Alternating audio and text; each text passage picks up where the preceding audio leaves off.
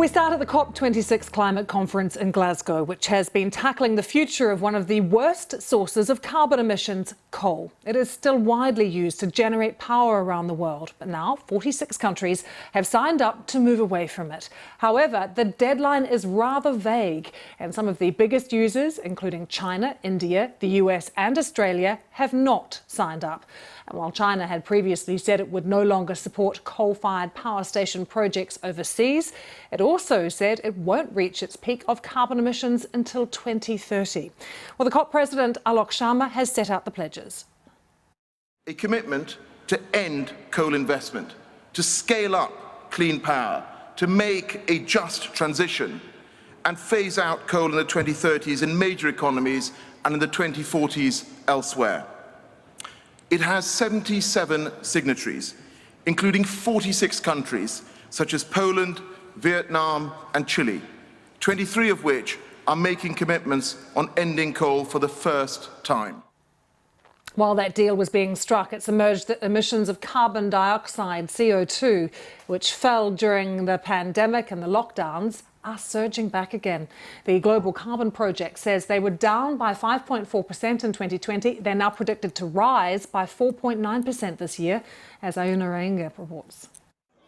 The coronavirus lockdown gave us a glimpse of a cleaner, greener world, the fastest decline in carbon emissions ever recorded. But as economies built back after the worst of the pandemic, they haven't done so cleanly.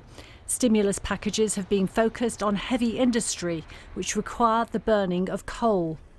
A report by the Global Carbon Project predicts CO2 emissions will rise by 4.9% this year, with big rises in India and China. A lot of it is coming from China, to be honest. It is the largest driver of the global rebound in emissions, and a lot of it is coming from a very large increase in coal use that has happened in China over the past year. Globally, both gas and coal use is above where it was before the pandemic. But there is hope. China is responsible for 30% of global carbon emissions, but it has been switching to low carbon energy sources at a faster rate than other countries. Oil use is rising around the world, but at a slower rate because transport activity remains below normal levels. The report warns that the world has just 11 years left of burning carbon at the current rate if humanity is to avoid catastrophic warming. The report calls for a move away from coal, electrifying transport and reforesting.